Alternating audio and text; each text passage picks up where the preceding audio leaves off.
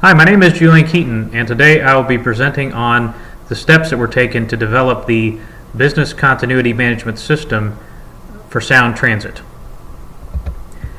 Sound Transit is headquartered in Seattle, Washington. It is overseen by an 18-member board of directors that represent the three counties that are serviced, which are King County, Pierce County, and Snohomish County. It provides public transportation to the greater Seattle metropolitan area. Among the services offered are the light rail, commuter rail, and the buses. So the first step in developing the business continuity management system was to perform a business impact analysis.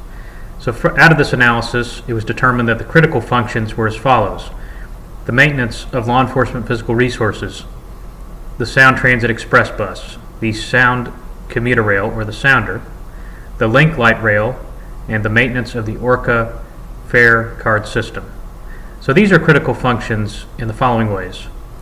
The maintenance of law enforcement physical resources. This is important to ensure that there is law and order when it comes to the public transit system. There are many individuals that ride the public transit, and it is important that during some sort of unplanned hazard, disaster, that law enforcement is able to respond and continue to provide law and order. The Sound Transit Express bus, the Sound commuter rail, and the Link light rail, those are certainly the critical functions of the public transportation system because they are what make the transportation system possible and run. And then the maintenance of the ORCA fare card system, that is the primary way in which commuters, passengers pay for the transit to take the transportation. It is the ORCA fare card is something you apply for and you are issued, and then you go ahead and go to a card reader, and it's a fast and efficient way to pay for the fares. Okay, so to continue on the business impact analysis, it was important to determine the recovery time objective for each of these critical functions. So the recovery time objective is the targeted duration of time and service level within which a business process must be restored after a disaster in order to avoid unacceptable consequences associated with a break in business continuity. So for these critical functions, for the maintenance of law enforcement physical resources, I determined that would be 6 hours. It's important to get law enforcement back operating after some sort of disaster happens. So that should be no more than 6 hours. The Sound Transit Express bus, this is the primary way in which commuters take transit. The bus system is extensive and goes throughout all of the greater Seattle metro area. So it's important to get these back on track to commute people around. The Sound commuter rail and the Link light rail, both 24 hours and 48 hours respectively, just because the buses are the primary way in which people get around. So if these transit systems are not operational for a day, or two, that is not going to cause a huge problem, but it will over time because more people will be waiting for buses. There may not be enough buses. That could cause all sorts of problems. And the maintenance of the ORCA fare card system, I said 72 hours just because people can pay for transit using cash or credit card. It's just that this could cause long lines, and the ORCA fare card system is something that was developed to make things move faster and smoother. The recovery point objective, it is the maximum tolerable period in which data might be lost from an IT service due to a major incident. So I'd said 4 hours for all these things. They're interconnected, and that just made sense.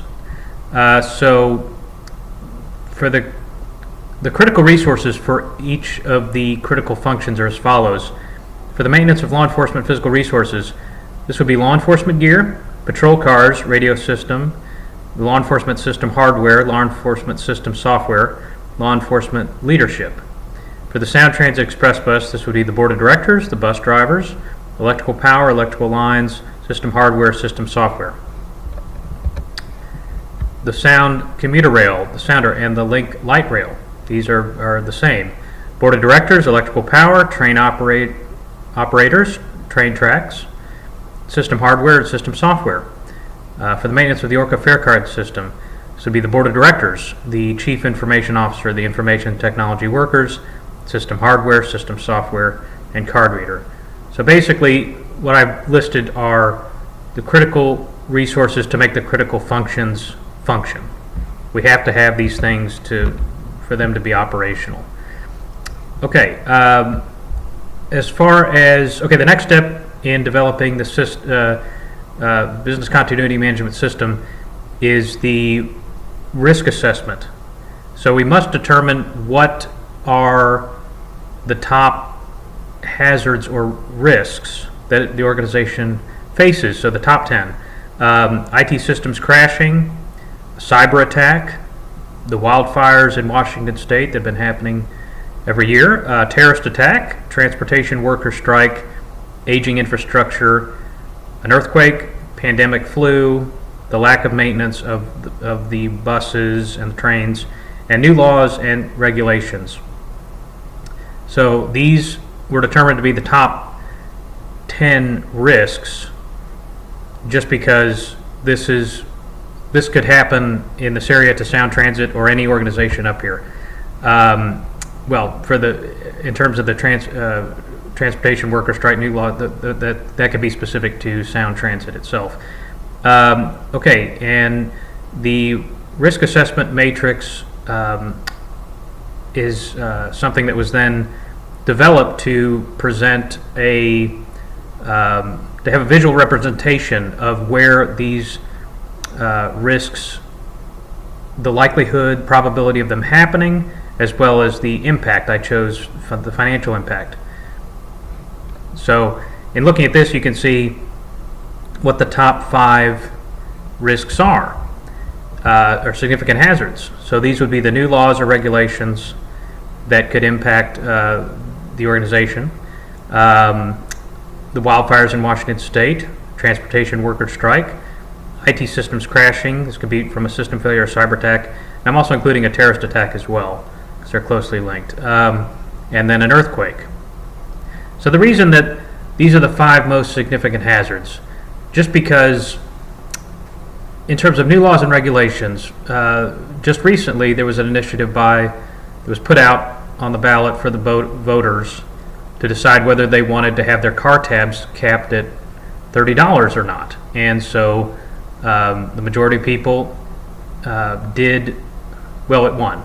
And the car tabs are now capped at $30. Previously, they were very high, and a lot of this money went to develop the public transportation system as it continues to grow in the area. So capping that at $30 has the most significant financial impact, I would say, on Sound Transit. How are they going to make up the loss of future revenue?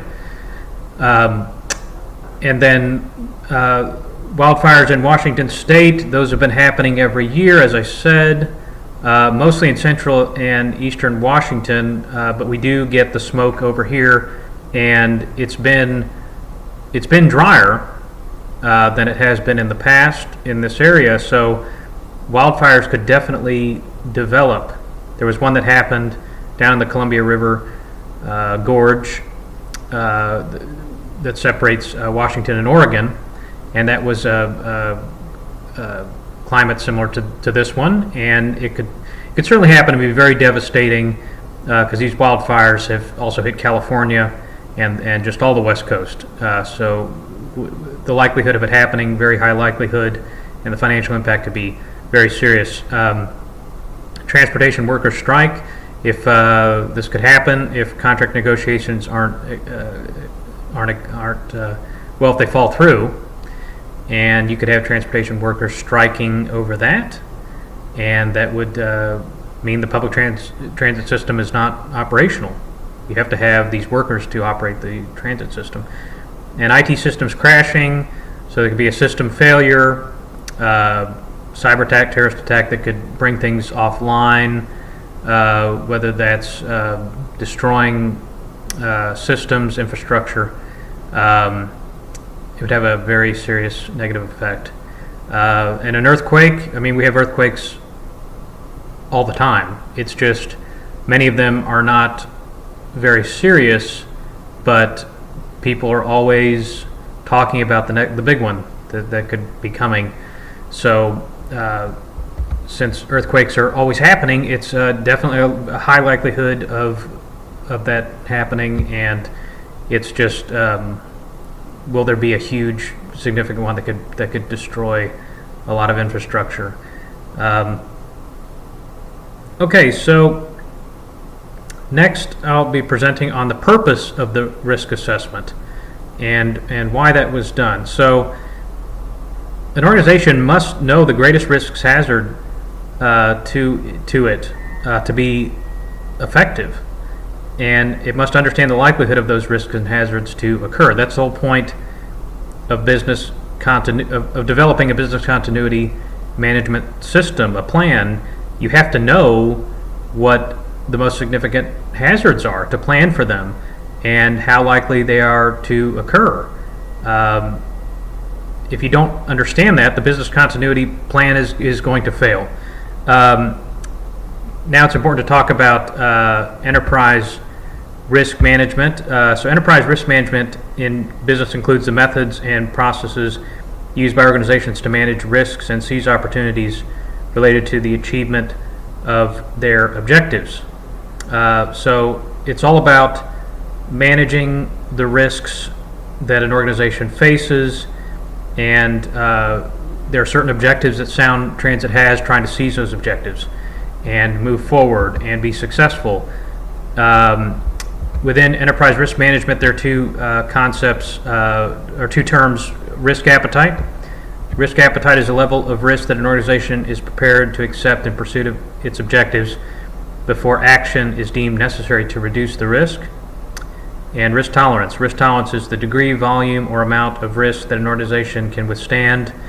It indicates how sensitive organizations, stakeholders, and people are toward risks. High tolerance often means that organizations welcome high risks, while tolerance tells otherwise.